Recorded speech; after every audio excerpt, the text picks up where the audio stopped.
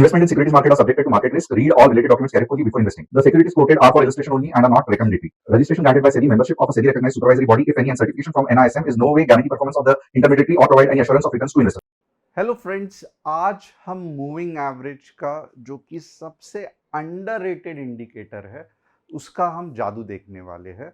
यहाँ पे मैं भले बहुत ज़्यादा डिटेल में नहीं बट बहुत सिस्टमैटिकली आपको बताऊंगा कि मूविंग एवरेज ये चीज़ होती क्या है, इसको हम ट्रेडिंग में ब्रह्मास्त्र की तरह कैसे यूज़ कर सकते हैं, कौन से टाइप के मूविंग एवरेजेस कब यूज़ करने चाहिए और सिर्फ मूविंग एवरेज का एनालिसिस करके आप पैसा मार्केट से कैसे कमा सकते हो, या मैं कह सकते हो खदेड़ सकते हो, खोरों में खदेड़ सकते हो, बड़ी मात्रा में खदेड़ सकते हो।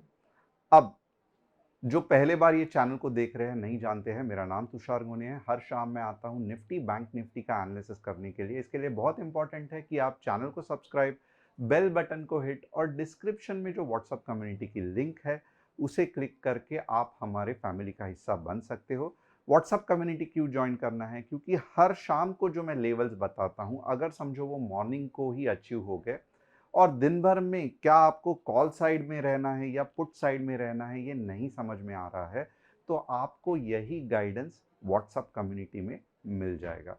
अब क्योंकि बहुत इंपॉर्टेंट टॉपिक है, और क्यों मैं कह रहा हूं कि अंडररेटेड टॉपिक है मूविंग एवरेज, क्योंकि बहुत से जगह पे बहुत से फैंसी स्टफ लोग यूज करना चालू कर रहे हैं। जैसे कि सबसे फैंसी स्टफ है जो मैं चाहता हूं कि आप जाने, फैंसी और कॉम्प्लिकेटेड, जैसे कि इलियट वेव्स हो गया, जिसको आज तक लोगों ने इतने सारे इलियट के ऊपर नियो इलियट और हर एक वेव के पीछे भाग भाग के कभी फिफ्थ वेव कभी थर्ड वेव करके नॉर्मल ट्रेडर को कॉम्प्लिकेट कर देते हैं।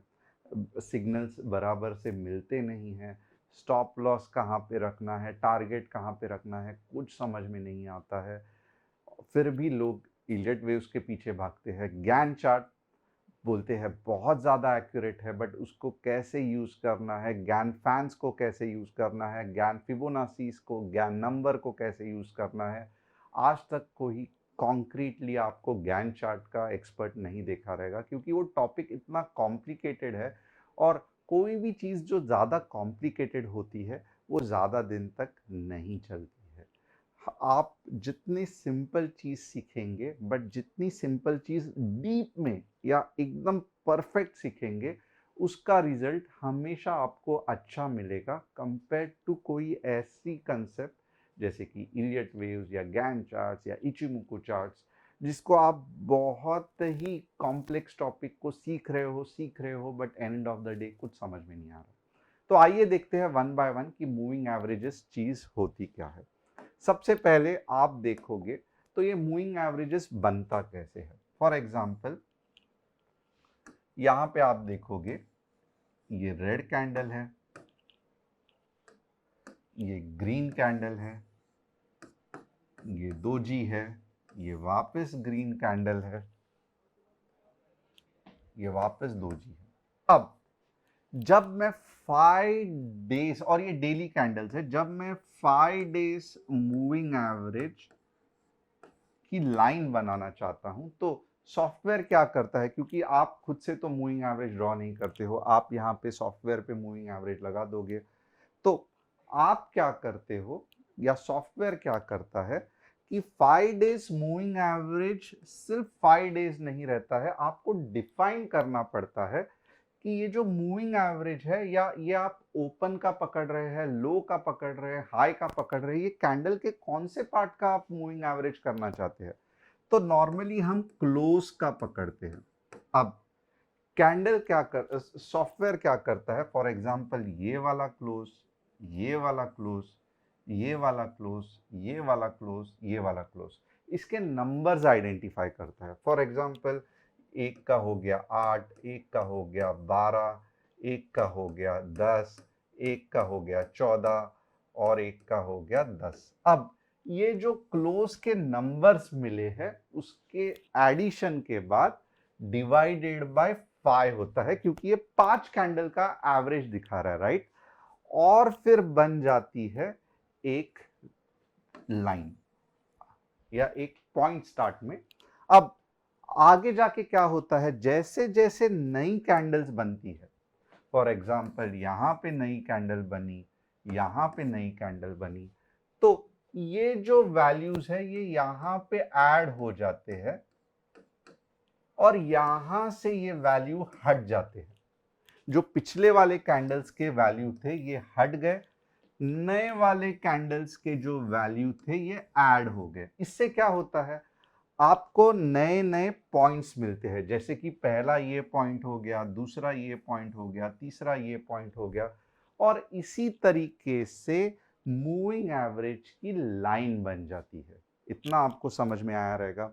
अब इसको यूज कैसे करना है, तो आप देखोगे ट्रेडिंग व्यू है, इसको हम इंडिकेटर्स में डालेंगे। स्टार्ट में हम सिंपल मूविंग एवरेज की सीखने की कोशिश करेंगे। देखो मूविंग एवरेज सिंपल आ गया।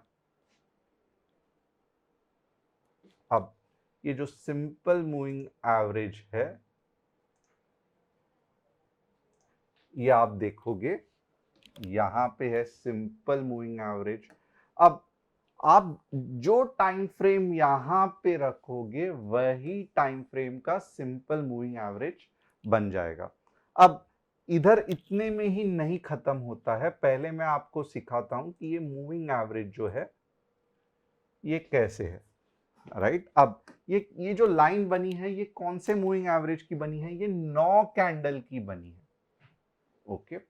बट क्या आपको कौन से यूज करने हैं, तो स्टार्ट में सिर्फ समझने के लिए आपको क्या करना है, सिर्फ ट्रेंड समझने के लिए, ट्रेंड, आप ट्रेडिंग के लिए टोटली अलग सेटअप रहेगा, सिर्फ ट्रेंड यानी कि मार्केट ऊपर जा रहा है या नीचे जा रहा है, 50 मूविंग एवरेज फैंटास्टिक है। अब हमेशा सोर्स क्लोज, बट कुछ ऐसे सिचुएशन रहते हैं जहां पे आपको लो या हाई भी लगाना पड़ता है, फिलहाल मैं नहीं डिस्कस करूंगा। और बस यही चीज है 50 और क्लोज। अब मैं क्या करूंगा, यहां पे सेटिंग्स 50 पे करूंगा, ओके, ये ओके दबा दिया। अब मैं आपको दिखाऊंगा